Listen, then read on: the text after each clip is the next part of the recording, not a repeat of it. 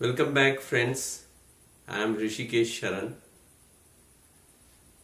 I have been looking around for the reasons why some people succeed in life and some don't succeed, go ahead.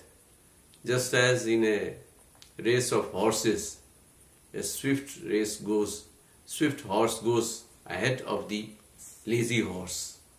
Why it happens?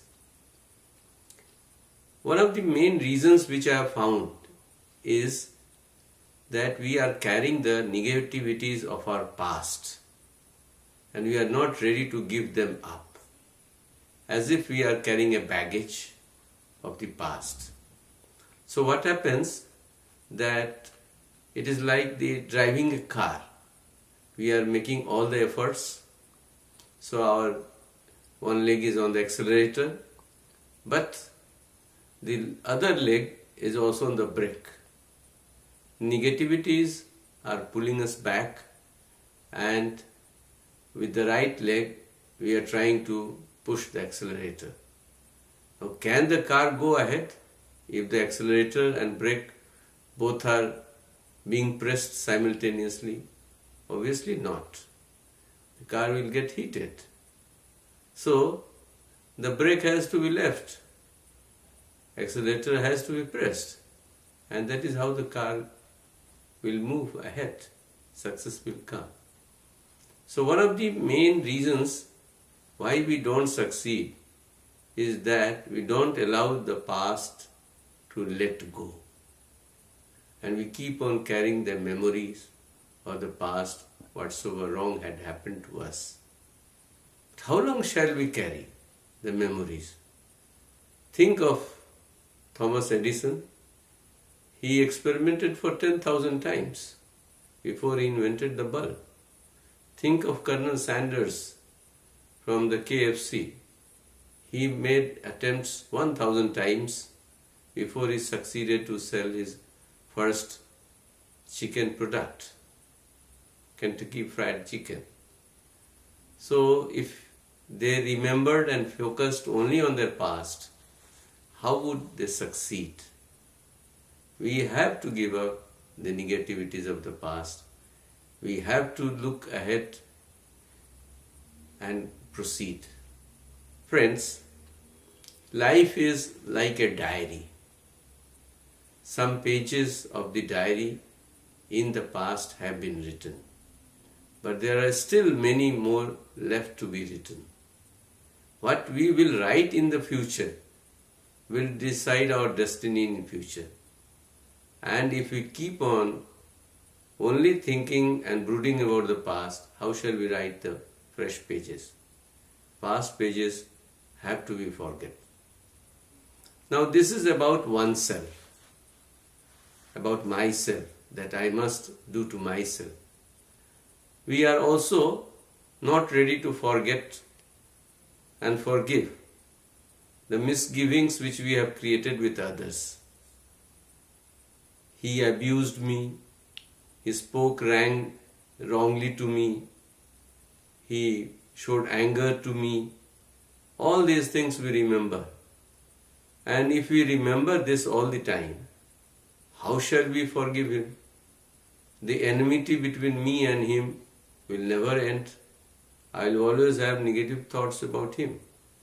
On the other hand, if I forget them, he abused me, he spoke ill of me, if I forget them, then my relationship with that person improves. That is the secret of life. We can't carry the baggage.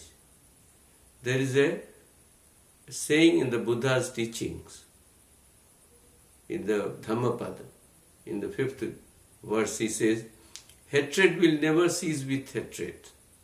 Hatred will cease only with love, compassion, goodwill and friendship. There is a story also about it in the Dhammapada. The person was not having any child from his first wife, so he married another lady.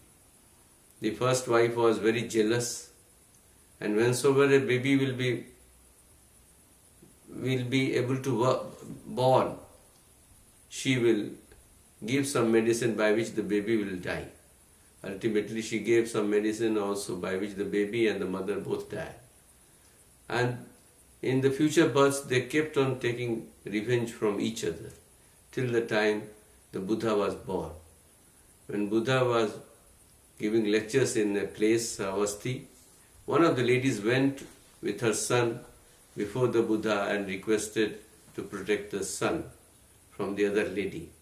Buddha called both of them, told them about their past lives, how they took revenge from each other. And then they told them that if they continue like that, the revenge will not go away from them. So, after listening to his discourse, they gave up the hatred. Hatred will never cease with hatred.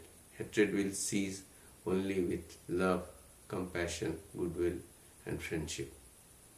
I have asked this question to one of the neurologists from New York. I asked him this question, how do people remember things? He answered to me that there is some mechanism in the brain by which we remember the things. And when there is imbalance in that, then there is dementia, Alzheimer, and people start forgetting. I asked him this question, can it not be there some mechanism in the brain by which we forget the wrong things people have done to us or the wrong things we have done to ourselves? He said there is no medicine yet invented. And he said that it is the medicine, if a medicine is to be found, it has to be found from by ourselves, from within us. This requires right belief in life. What is right belief? Right belief means if we see the seeds of tomato, we shouldn't expect that we will get potatoes, and vice versa. Tomatoes will give only tomatoes and potatoes will give potatoes. If we sow the seeds of thorns, what we'll get ultimately is thorns. And if we sow the seeds of sugar cane, then from every fiber which will come out from the ground, we'll get sweetness, nothing more. So we have to be convinced about it. We have to have this conviction. It's not at the intellectual level only that this understanding has to come. Because if it is only at intellectual level, at the level of intellect, only understanding, it will not transform into action. And unless there is transformation in action, it is not going to benefit us. So it is very essential that we act. Now, have we thought why it happens that we are not able to forget and forgive ourselves as well as others? Friends, as we grow up, we make images of ourselves. And obviously, when I have to make my image, I will make it as a good person. Very good. Even if I am not a good person, I will make an image that I am a good person with all the good qualities.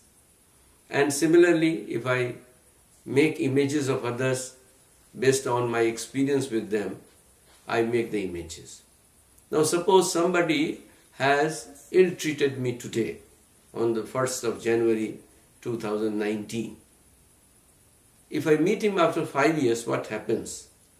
I open up the old pages of my diary and go to that. Suppose I meet him after 5 years, I will open the diary and come to 1st January 2019, and there it is recorded that he had misbehaved with me. And my dealing with that gentleman on that day, after 5 years from now, will be from that incidence only, that relationship only. But friends, is it right to do so? In 5 years, that gentleman might have changed totally.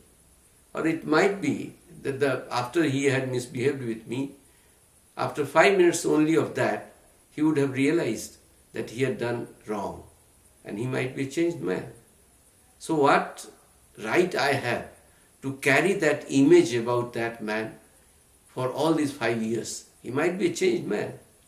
So is it not desirable to not carry such type of images? If at all we have made such images, why don't we break them? And how fresh the mind will be if we break such images?